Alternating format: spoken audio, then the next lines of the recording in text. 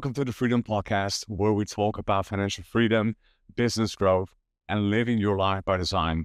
Today, as you see, we're in a very unique setting here in Bali, and we've got two very special guests, Matt and Alisha, two very good friends of mine. Thank you so much, guys, for inviting me in your beautiful villa. We'll do a little bit of B-roll through the shot as well. It's just absolutely phenomenal, and I'm just so happy for you guys that you made a move to Bali and now living here in this beautiful villa. Thank you. Yeah, thanks for having us, man. Excited to chat. Amazing. I'm curious, guys, you've been in the online world quite a bit. What was eventually the move that you guys decided to move to Bali? You've been traveling to many places, different cities. So the question is, why did we choose Bali? So about 2.5 years ago, we were still like lockdowns in, we just finished lockdowns maybe in Melbourne or something. Matt and I started our business about 3.5 years ago. And the first year of our business, we were totally burnt out, pretty fat and sad. We started it during lockdown, but we started it because we wanted ultimate freedom. And we realized after the first year, we were like, what the fuck? Like, we've just built this, like, we did pretty well. We did $500,000 the first year, just us, some contractors. And we were like, wow, we hate this. And so we were like, we started this for freedom of time and place, of who we work with, full autonomy. So we were like, okay, we have this thing where we call it, let's throw the backpack over the fence. So we were like, let's sell all of our stuff. We will end the lease, and then we will start traveling. So for 2.5 years, we traveled, living out of a backpack plus 4 other suitcases, because we would lug our shoot studio around and stuff. And then blah, blah, blah. After traveling many places, we wanted to start growing the business more and scaling the business. So we felt like we needed a place to live, like a base camp. And we chose Bali for a multitude of reasons. I'll see if I can remember them all. But the culture of the Balinese people, the food here is world class. Obviously, cost of living is amazing and close to Australia. What else? And it doesn't have winter. So when you don't get the crummy Melbourne winter, which is like a big thing for us, and just like consistent temperatures all year round. Now, we did come at the start of this year, at the start of rainy season. That did suck a little bit, but like 9 months out of the year, it's absolutely spectacular, and just wear shorts all the time. And, you know, you just feel happier in the sunlight and vitamin D sunlight. And that's really important to me. And I don't notice the impact of that as much, like, until you've done a Melbourne winter and you just like, I need to get out. Like, you're going through that, and you just came over here. How do you feel, cuz? I've done 3 in a row, right? So I've been kind of grinding in the cold winter behind the computer. Luckily, we do have a view on the beach, so it makes it sort of like acceptable. But I definitely felt like, there's just like more out there in the winter, especially. It's just like, you want to get out there, you want to have like a little bit of sun. And it's just like, to be honest, such a privilege to have an online business, being able to actually live and work from any place in the world. So this year, my wife and I and our newborn son, we decided to do an experiment and travel to Bali all together and see how that is going to be traveling with a young family as well, because that's also very different. Are you guys into like the fancy health clubs and stuff, where you should subscribe to those? Yeah, we've done a bit of that. Like, I don't know if you've had a chance to do the ice baths properly yet. I don't know. I put one foot in and I'll promptly back out. Yeah. Wim Hof. But yeah, no, we've like done all those gyms. We're going to a basic gym at the moment, but my big thing that I've been getting into this year has been paddle, which is like their version of tennis over here. It's just so much fun. And I've heard you challenge me, man. Yeah, we're gonna cut that game. Yeah. So we'll have to tee that up. We used to be you were my arch nemesis on the table tennis table back in the day when we were playing. So yeah, we'll have to have a game soon, man. No, it's I haven't seen paddle like back in Australia. I think definitely it's something in Bali. It's very popular in here. So that's like a specific set of rules. So keen to check that out. It's like a religion over here. There's like all these people, all these different clubs. I think there's like something like 30 clubs in like Canggu alone. So yeah, it's pretty wild. Tell me, guys, about so what other cities that you guys enjoyed traveling a lot? I mean, you've been to so many places. Just met on before shooting. We had a brief chat. Like, what other places did you enjoy, and what was the experience like? Yeah, for me, One way that we like to travel is spending like 2 weeks in a new city at a time. Okay. So when we went to Thailand, we did Koh Samui for 2 weeks. We did Phuket for 2 weeks. We did Chiang Mai for 2 weeks.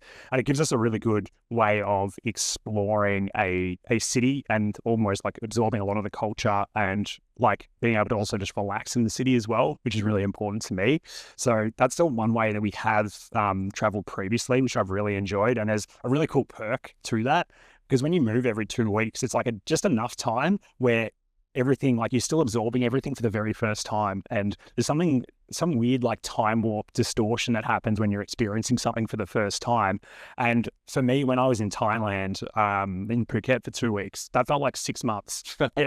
When we came back to a few weeks. Yeah, when we came back to Australia, I spent 6 months in Australia and that felt like 2 weeks. So there's something about like experiencing new neighborhoods, new streets, new smells, new foods and everything like that.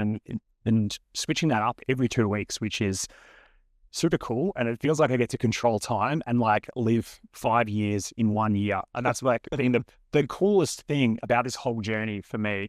Now I know, like, I think the question was, what's your favorite? What's our favorite city? Some of your favorite places you've seen as well, because it's been like over 30 cities, places. Like it's been quite a bit. Italy was one of my favorite places. That's a country. Well, it's a country. Like Polonano Amaro, that was an amazing. I'm probably butchering the pronunciation of that. Yeah, but what was that for you? There's an Italian shaking their fist while you're trying to pronounce the. Italy was amazing, obviously, and we traveled like every week basically. But because we went during August, which I think is typically peak season, and we were like, okay, we're not going to do any of the big touristy places like Amalfi Coast or anything like that. And so we went to more like, I guess, like off the beaten track places, and it was just really, really beautiful. Usually when we choose our destination, it's like when we were like traveling full time, I kind of miss this. It would be like, oh, what do you want to eat next month? Like, oh, let's go have Vietnamese. Okay, cool. So we're going to go and stay in Vietnam. Oh, I want Thai. Actually, I love Chiang Mai. I don't think you loved it as much as me, but I loved the vibes of Chiang Mai.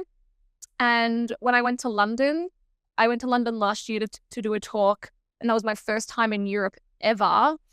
And I was like, oh, yeah, Europe's pretty cool. And then we went to Italy, and we want to do that more next year. So we're on a bit of a mission to get the business in a place where we can do probably 3 months around Europe next year, like in July, and have a little bit of time off work, because we haven't had time off work in a little while, like prolonged time off work. One of the places that I personally love traveling is Japan. Every little thing that they do with the foods, with the streets, pretty much everything is just so well thought of. And it kind of quite inspired me to kind of like level up in all areas of my life. It's just like they really strive for kind of perfection in their craft. How has your kind of focus been, like when you do those short two times trips? I 100% agree with you, Matt. Like I love traveling myself. I've been to like over 30 countries, and each time you go somewhere new, you get that dopamine hit, like, right? Like you taste the foods, like everything like that. How has that kind of impacted like the way you work? Has it been a challenge? So you mean in terms of productivity? In terms of productivity, constantly adapting to like a different office and all that kind of stuff. Yeah. You get pretty used to a kitchen table and getting set up and working from the Airbnb or whatever setup that you have at that time. I do feel like it's running business on hard mode, which is not necessarily the best thing. And there's trade-offs to everything, right? So you need to really decide like what season of life are you in? Are you in like an exploring where it's like, okay, I don't want to be 100% like efficient in the business. I'm willing to try. I'm willing to be 70% efficient and then enjoy the other 30%. So that is one thing that I think about is like, what season am I in? And then like making the commitment to that. And then from there, making sure you've just got like the right tools so you're set up for success. So making sure I've got the iPad, got the laptop, got a stand, and for the last 2.5 years, I mean, I joke that we're like hermit crabs. We've got like our shelving, our little luggage like behind us, and like we can literally be mobile from anywhere, right? So we're these little hermit crabs running around, and obviously moving to Bali, that was one of the decisions. Is like our next season, and the season that we're going through right now is, we want to, build this business. We want to be more focused and productive. We want to have that productivity, not at 70%, at 100%. So now we're going into a drill down. We've got the offices, they're like all set up at the villa, whiteboards and everything. And we're fully dialed in for that. But would you add anything to that? Yeah, with productivity, it's like this thing where, people are really big on time management, but it's always just focus and energy management. And that's been a big thing that I've learned is like, when we was first started, we were working lots. And for me, I have like an addiction to work. Like I actually found traveling was a really good way for me to break that and figure out how to be a lot more efficient in my days. So were we productive? Yes. Were we always productive on the right things? No. Like that's the thing, right? It's like, are you focusing on the right things? And so I think it was like awesome to do that traveling and to be doing the business at the same time, because that's why we started. We were like, if this business isn't going to suit our life and we have to have a life that suits our business, we don't want it. So let's go like full extreme, throw the backpack over the fence and figure it out. And we did. And I'm very proud of us for that. And then as Matt said, it's like chapters, right? Cool. We did that. We did well. But now like we want to expand our impact. We want to take like that to the next level before we have kids. It's like, okay, how much work can we get done? How much impact can we have? We're smarter now than when we started. We've made, I don't know, like a bajillion fuck ups, you know, like we've learned all these things. And I think we're in a really good position now to take it to the next level and focus on the right things.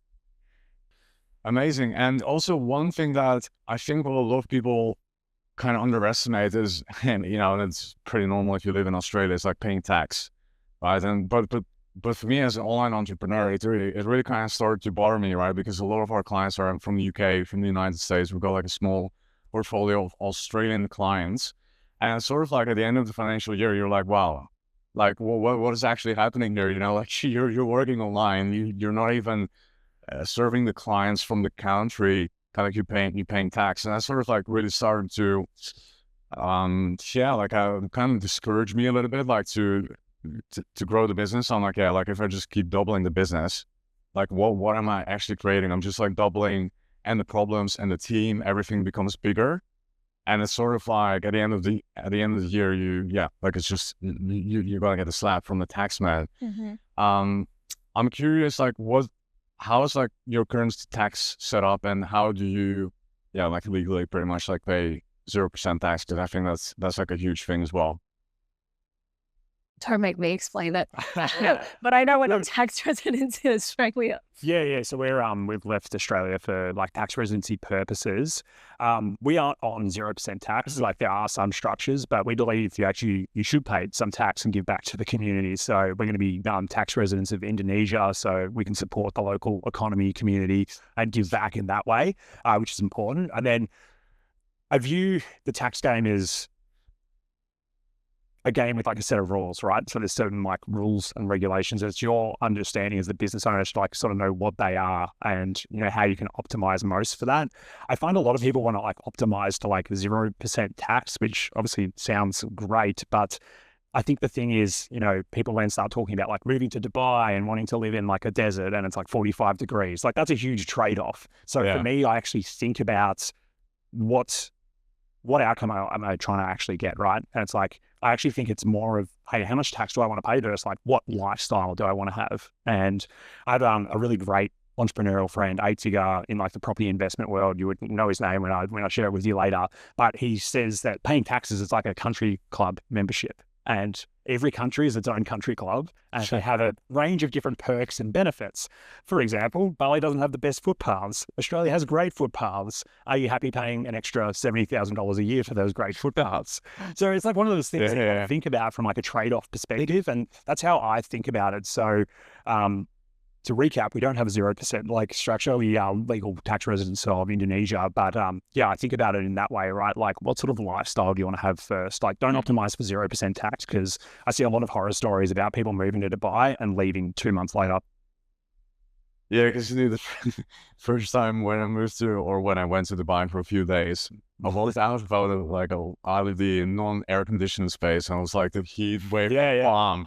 It literally hit me like a truck. I was like, holy shit. It's one of those hottest places on earth. It's a very hot place on earth. And like, I do want to revisit it, as I haven't really been there as an kind of entrepreneur. That does make like a huge difference as well. Which, now in Bali, it's so much more fun, like having an online businesses. Years back where just coming as a kind of traveler, as on a holiday, and then going back and then working 9 to 5, basically. A lot of people they want to work online, they want to live free, they want to achieve like their deep desires. And I feel like so many people they're stuck working in a job. But I truly think like billions of people on this planet, they are stuck, and they basically have no way out. Like, how can people get out of the system? What kind of skills can they learn? What sort of I guess businesses can they start to improve their lifestyle? I would also say though, I think that there's been a lot of propaganda by get rich quick people that a 9 to 5 is the devil. I don't think that's the case, and I don't think everybody should have a business. And I don't, like, most businesses fail, right? So I think there's a world maybe where we start to move into more of like a freelancer consultant economy, and you can like work for yourself and have a bit more of that freedom. But when I'm talking to different people and they ask me this question, I don't think the answer or the solution is always start your own business. Maybe it's to like look at where you are now and like what problem are you actually trying to solve for. So I will answer your question, but I think it's important to be like, well, is the problem that you're stuck in a 9 to 5, or is the problem that you don't have any high value skills? Like, do you know what I mean? Like, what's the problem? Because going and starting your own business and you don't have those high level skills or high value skills is going to be a problem as well, right? So the question then is, okay, well, what outcome do you want? Like, this is what Matt and I do. What outcome do we want? Where are we now? And so if you're like, yes, I want to start my own business, I have this idea.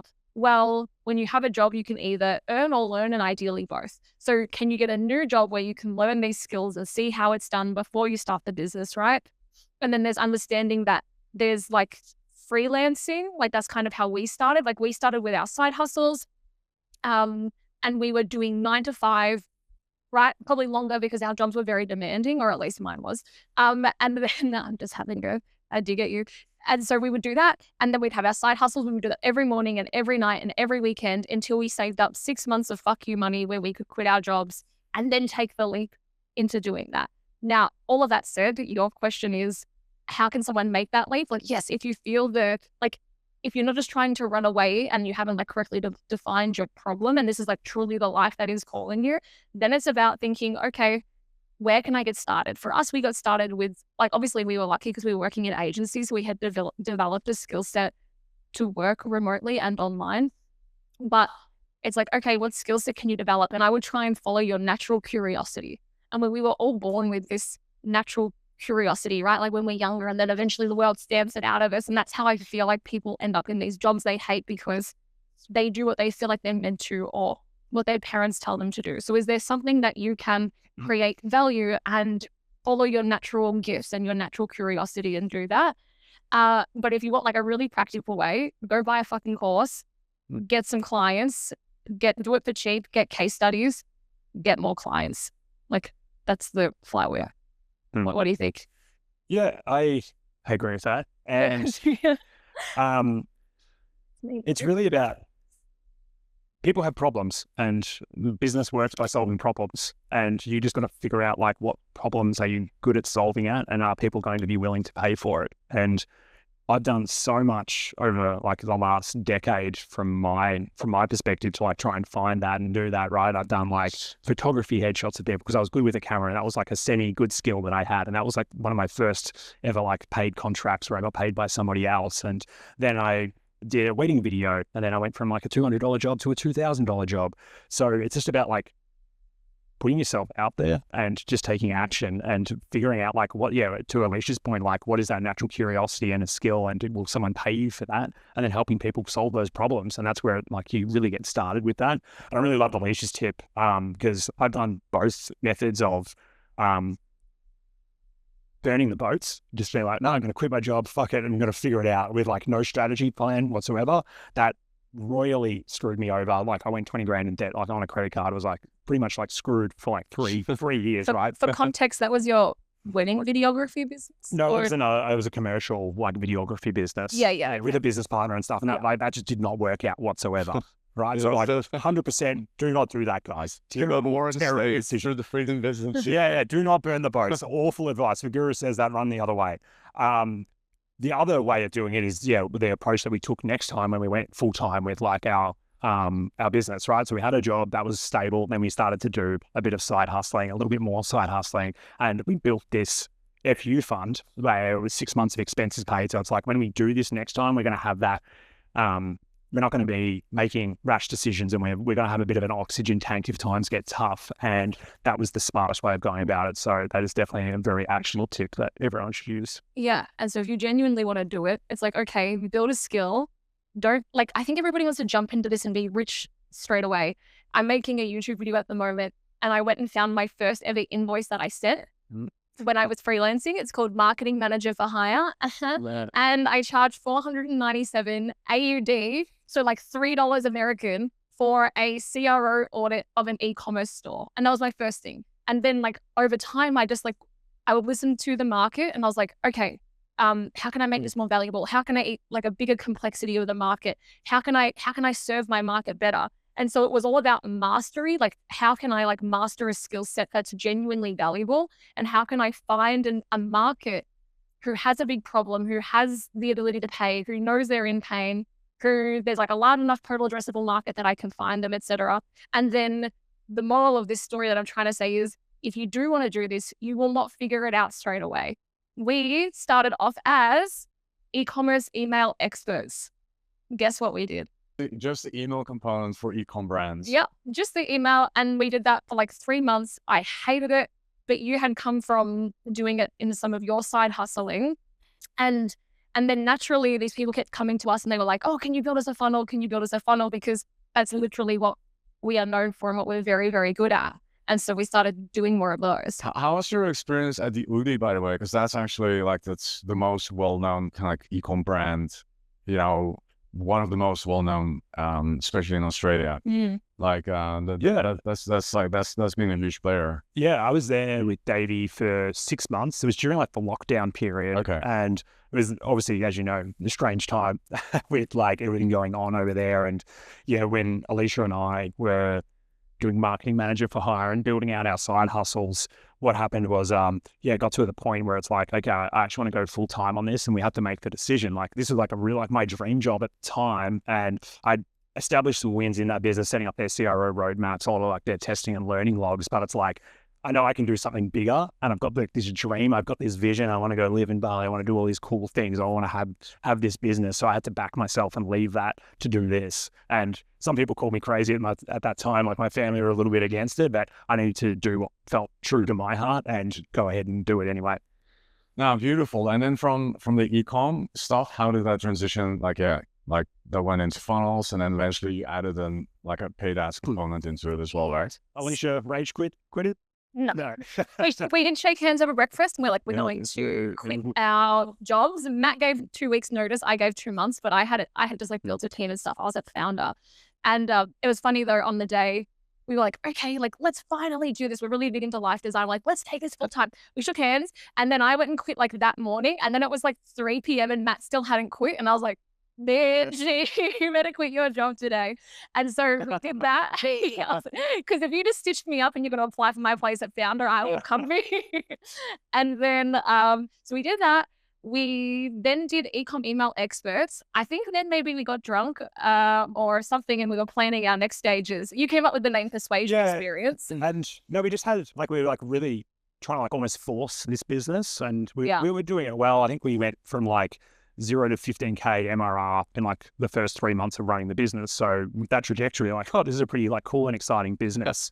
But we had people like reaching out to us, and we were getting like lots of leads come through. But these e-commerce, like, we weren't in love with the customer, which was like a bit of an issue. And we found these e-commerce customers a little bit difficult to deal with. And I know you know a lot about that. Cause laughs into your mouth. No, I don't know. The e-com people are the most. They're like. No offense, e-com people. They're temperamental. Like, they look at they're like so very reactive. We didn't want to live like that. And at that time, we also had a lot of people reaching out to us, being like, "Oh, this like landing pages, sales funnels. I know you guys have a heap of experience with that. Can you help us with that?" And when we looked at it, it was like, okay, we can pretty much charge like 4 to 5 times more. We're actually good at it. We're passionate about it, and we really love this customer. And then we naturally pivoted into that, which there was a huge gap in the market at that time as well. So we were lucky in a way that we had done the work to get the skills in that niche to be able to really like deliver a great solution. So that's how we made that pivot from ecom email experts to our new business, or to our current business, Persuasion Experience. Yeah. And even when we first started, like, we had like, it was beautiful. We had this very strong vision for it. And I feel like the vision that we had back then is like what we're doing now. Because we never wanted to be like an agency. The agency is the business we know how to build, not necessarily the business we want to build. And we knew from like when we first were like, okay, Persuasion Experience, like the branding's going to be neon stoic. And if you've been to our website, it's like that oiled up statue guy. And then it's like that neon vibe. We're going to make direct response mainstream. Like we love direct response. And we're going to like bring like the old principles of like psychology and human behavior and persuasion and blend it. This is before AI was like a mainstream thing. Like, so we're like blend it with technology and like show people this like how to do this. And then we're going to create this big media education company. It's going to have the greatest courses and trainings and the community. And we're going to do all this there. And then like we had to start with the agency, right? Like getting the cash flow up and running and also building our personal brand. So when we first started, we were just funnels. That's it. Yeah. Like just web projects, just funnels. And then over time, we realized that we were just creating the reverse problem that traffic agencies were creating. We weren't looking after, like we weren't solving a big problem. We weren't we weren't solving a complete problem for our customer as our market. And then over time, our very first traffic client was 1,500 AUD a month. And now we charge about, I'll say 7 to 15K USD a month is what it costs to work with us. So yeah, wow, we're the big boys now. It's like there's levels to the game though, right? Is what I'm trying to say. And so you can get really in your head, like maybe seeing where Matt and I are now, but that's not how it always was. It was like, okay, it's like little Mario character, like unlock this level. And an obsession with your market. And I think that's what I see a lot of people who start in business, they're missing. They don't have this obsession with serving their market. And we want to help people. The mission that we set when we first sat down, we're Persuasion Experience. Like, why do we exist? What's our vision? What's our mission? It is that we genuinely believe that there's all of these amazing businesses out there that can make a huge impact in the world. Like they change the lives of their customers, but their impact is limited because they're awful at marketing and sales. But, and it's like, okay, well, that's like our gift we can give to them. And so now we've worked and we've consulted and coached all of these people who do different things and they impact their markets in different ways. And we're very careful to only bring on, in the agency at least, I can't help who watches my YouTube content, but in the agency, like ethical brands who genuinely help people. Like we've had, when we kind of first started, like big gambling companies come to us, you know, big checks, and we're like some Bitcoin trading, just shit like that. Where it's like, and we vet our clients, and that is a luxury you get, you know, as like that scarcity goes away and you have a pipeline of clients, which I totally get. But remember the day that we fired our first client, and I think that was like a 7 or a 10K a month retainer, AUD, so like $4 USD, and it wasn't because they were bad people, but they weren't doing the things that like we needed them to do, right? And over time, we've evolved our offer. So that was like, we were a little bit more in the business with them, like working with their team, and no one was taking action. And it was like, you guys are just paying us and it's a waste of your money. So we fired them in a kind way. We're like, hey, like stop.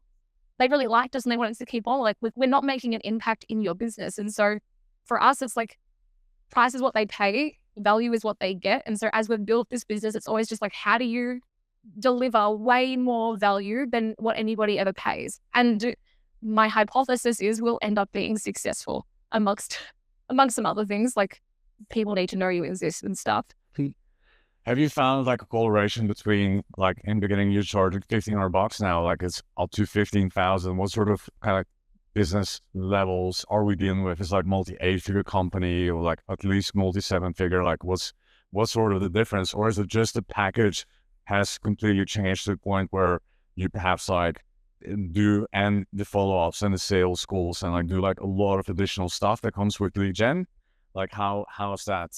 We do some additional stuff, but I would say that we were over-servicing our clients because we knew how marketing needs to be done, like to get a result. And then I just feel like it's malpractice to do it any other way. Like I know how it's meant to be done to get the result.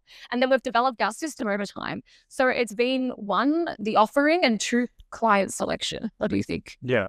And then also to add to that, it's about the experience as well.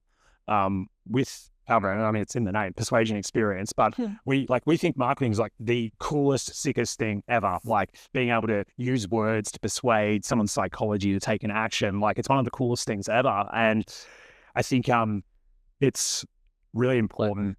So I'm not sure where I'm going with that. That's okay. They can edit it out. No, awesome. Like, one thing that I personally struggled with from the beginning was kind of branding. I don't know, man, like, I don't know if you remember, I reached out to you, I had like this ClickFunnels page. I was like, that was the website.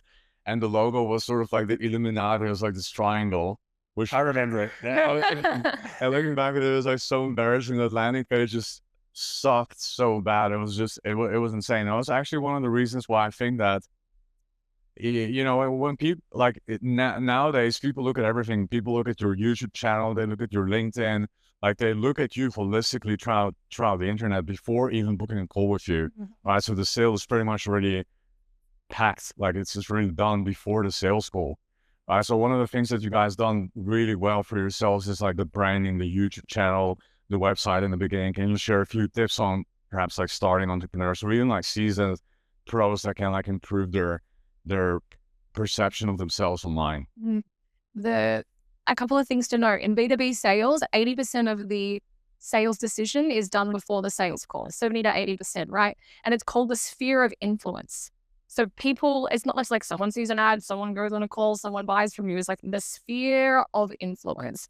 And because we love Dan Kennedy, like when Matt and I first started dating, we would get a bottle of red wine, we would turn on the infomercial channel, and what a romantic man that is. Man, that is like 10 out of 10.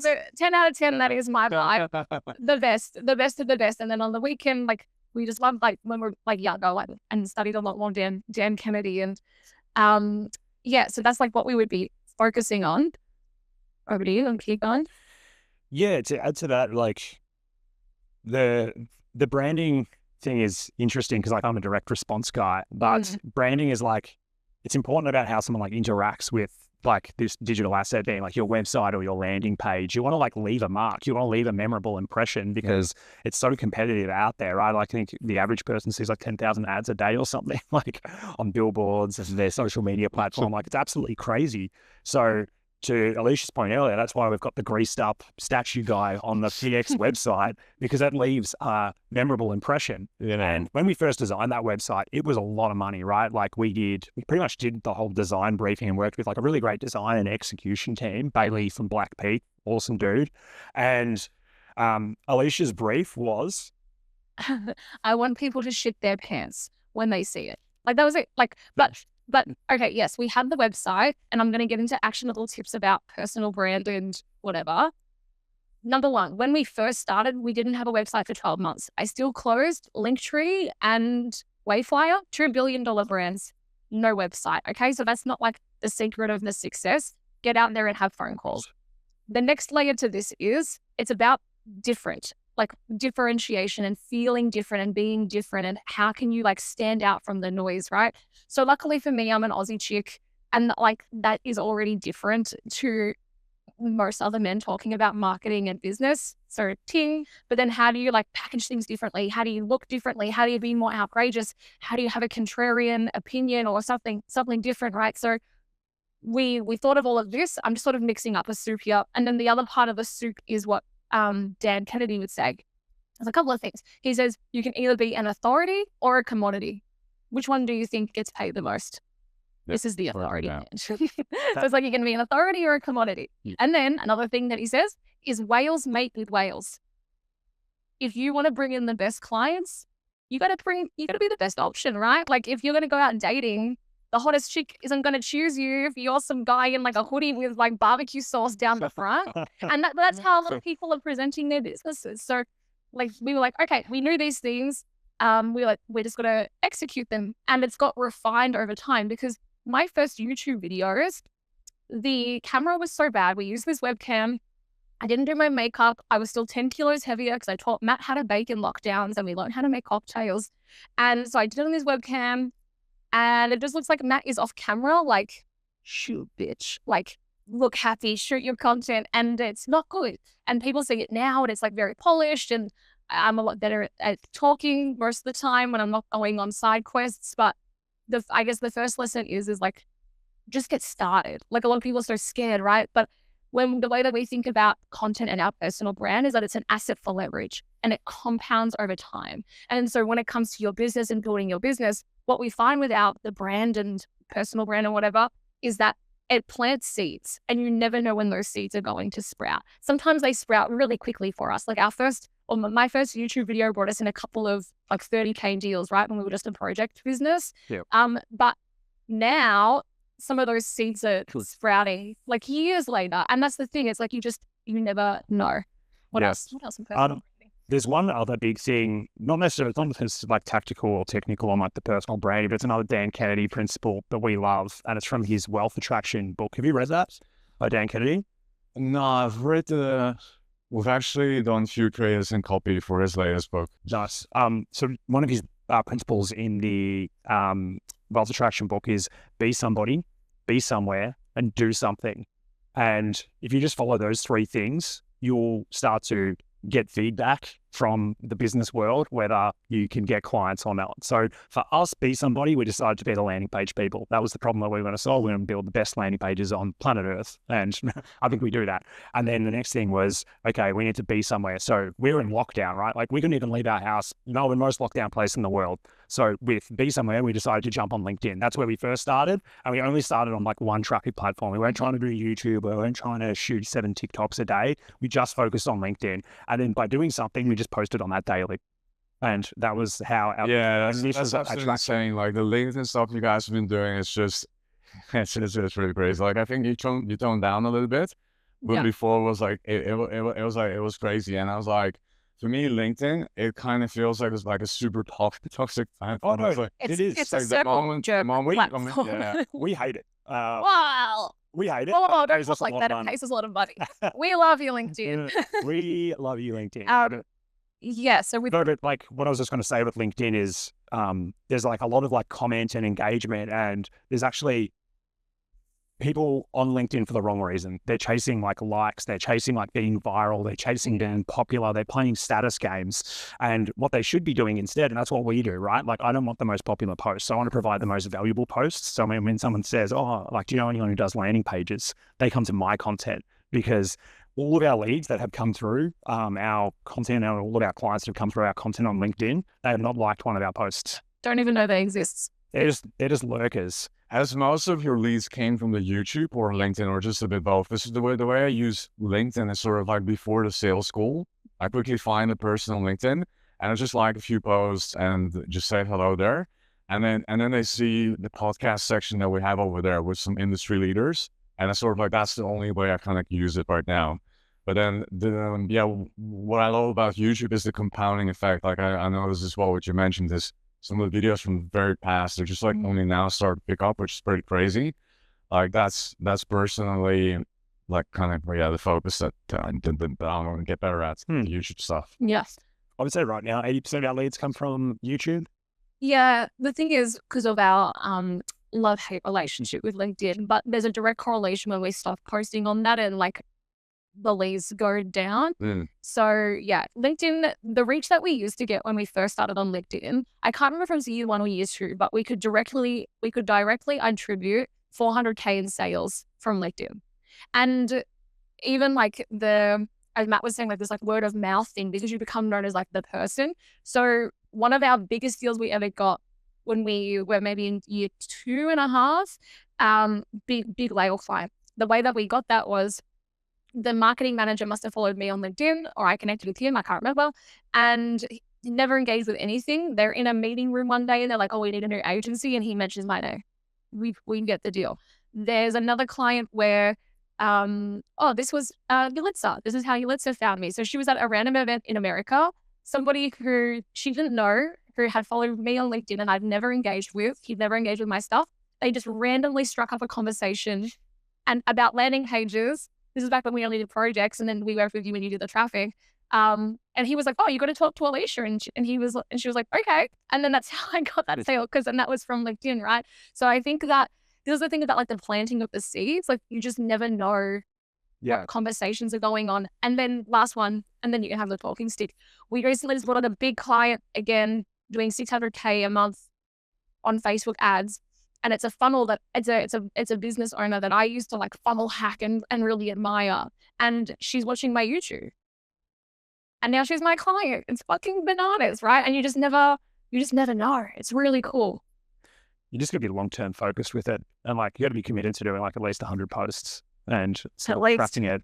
It's funny because like on LinkedIn, like we can't, as a marketer, you're trying to like figure out like what is like the magic sweet spot or the magic button to press for the algorithm to like make all your dreams come true. To make the reps, yeah. But with LinkedIn, I can never figure it out. I'm like, this post is going to crush because of these X, Y, and Z reason. Then it's just like flat. However, we do have this one post that I created. The winner. It's like the first time I posted, it got like, I think it was almost like 300,000 impressions and views and got like shared like 300 times or something like that, which is huge. Then Alisha shared it, just copied and pasted it, did the same thing on hers. I've now just reposted it recently and like just copy and pasted it again, and it's got another like 200,000 views. So yeah, it's LinkedIn's a strange one. Yeah, we don't know how to crack it, but we show up consistently, and it goes back to that sphere of influence, right? Like you don't always know, but it's like extra touch points and extra things you don't know.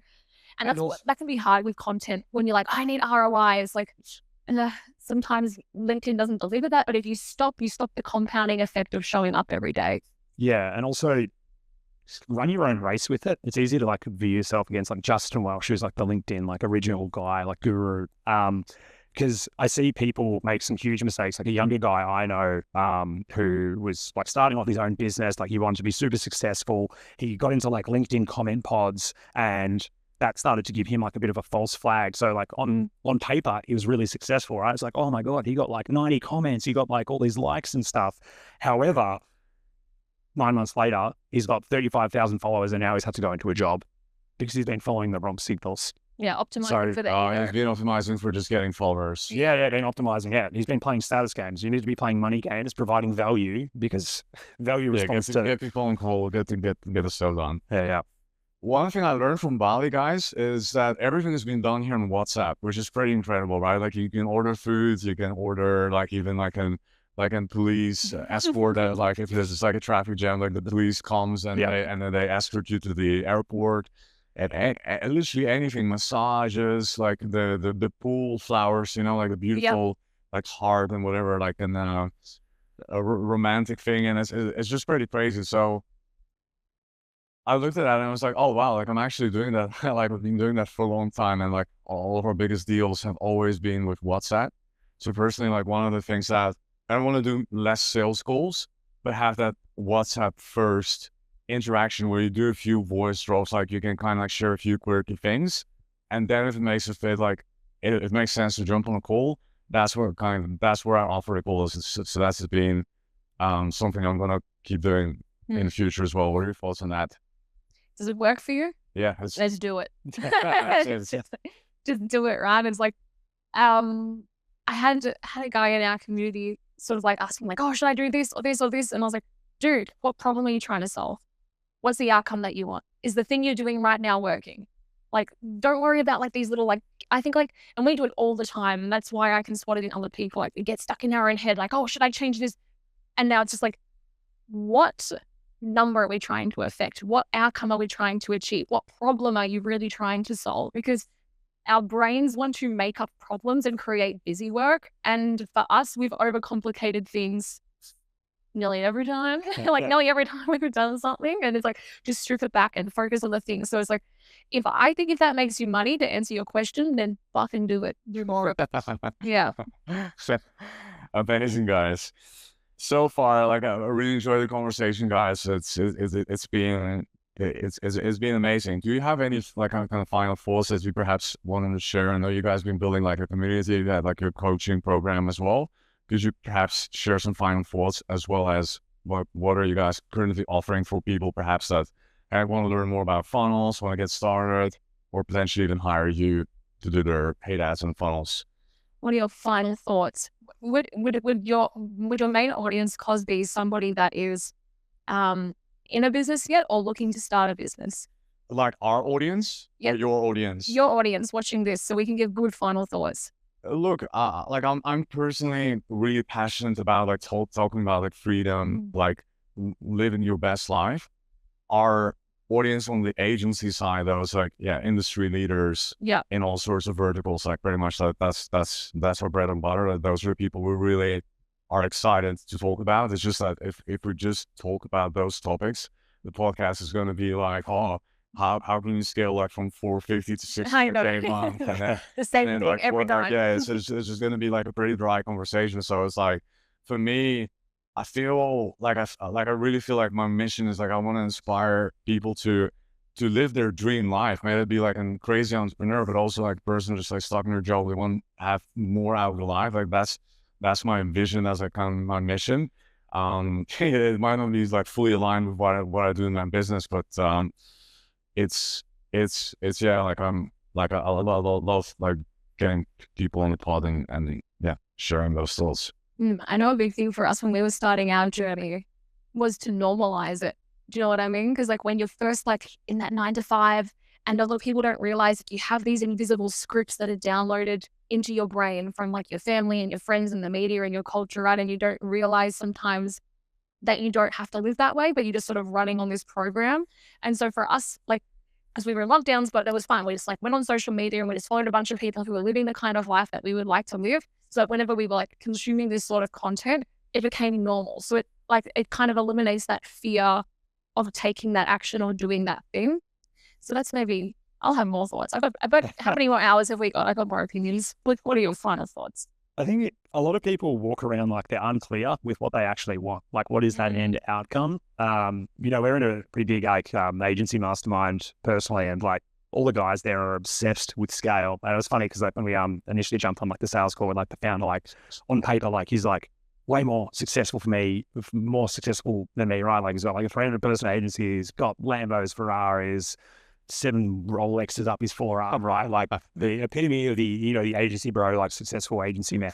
And then we jump on a sales call and he's like, oh, what are you guys up to? He's like, oh, we're just running an agency and we're just traveling around Italy. He's like, oh man, that's the dream. Yeah, whenever we talk to very rich people and tell them what we're doing, they're like, oh, I'm so jealous. It's like, oh, okay. And just getting clear on what you want. Like when I ask a lot of people, like, okay, like what's success in 90 days? What needs to happen for you to say 12 months from now, it's been awesome success? People are very unclear with that. And it always helps to, write down your goals like weekly, even daily if possible, and just write down like, hey, what's the target? Because, to come here, you would have used your Google Maps, right? Like you write down a goal, I want to get to this destination. Take me there, use the Mr. Google Maps. And I think it's just like a really underutilized asset. And if everyone had clear intentions there, they'll get more of what they want faster. But to add to that, I don't know if you feel the same, but one of the hardest skills I've had to unlock is to know what I want. Like that has come to us over time, where like probably now we actually know what sort of business we want to create. So sometimes like one of the things that you taught me from Charlie Munger is inverse thinking, like what don't you want? And that's also a good place to start. So yes, I agree that you need to figure out what you want, right? And most people do drift through aimlessly, and we're really big into like life design and making sure that we're like living with intent and with purpose and designing like this dream life that we can have. Because once upon a time, we were in lockdown, journaling our dream life, and it was this, and now we're here, right? So it starts with a thought, but then it's like action, right? And so I think a lot of people dream things, but they never take the action to actually bring it to life. So just know that you won't make a plan to the action. Yeah, and you won't get it perfect straight away, but you only actually, like for me, I only uncovered what I wanted by getting into the arena and learning things and moving through them. Like I would never have figured it out if I never got started. And I think that's the problem. A lot of people are so scared because maybe they don't have it perfectly figured out, or like you know exactly what they want. But it's like you often have like a feeling in your gut, right? Or something gnawing away at you, telling you to do something, and we smush that away and we ignore it and just take the first step, and the path will unfold. It's like a movie. If you knew exactly what was going to happen, it would be boring. That's not the goal. And we have a saying, and we use it like in our community, and it's throw the backpack over the fence, right? People are like, oh, should I do this? Should I do that? It's just like, guys, just commit. What do you do when you're a kid and you need to get over the fence? Throw the backpack first, and then you have to get over somehow and figure it out. Now, what you just mentioned was so funny because I had a sales call with like a person that had over 10 investment properties, and I was like pitching for paid ad services. And like we live right at the beach, and I mentioned that, and I was like, "Oh, yeah, that's actually what I've always wanted to be doing in my life. You will live right at the beach." So it's like it's sometimes like like you keep accumulating things and stuff, and it's sort of like like it might as well just be like a direct line to where it is that you want to go. Yeah, you need to know what makes you happy, and I think in today's culture, a lot of people think stuff, like they put their happiness into stuff and external validation, which makes it like very hard to ever be happy. So that's like a big thing that we've focused on is like, okay, we're happy by default because we're happy with ourselves. We're happy with our situation. And now it's just the journey is like a way for us to become like our best versions of ourselves and to challenge ourselves and to see what sort of impact and what we can actually build in this world as well. If you've enjoyed this podcast, there's a ton of value waiting for you in the description down below. We've got Matt's and Alisha's school community, right? Mm-hmm. And it's also going to be the website provided for you to check out and potentially book a call with the team, see if you guys are fit for each other's services. Yep.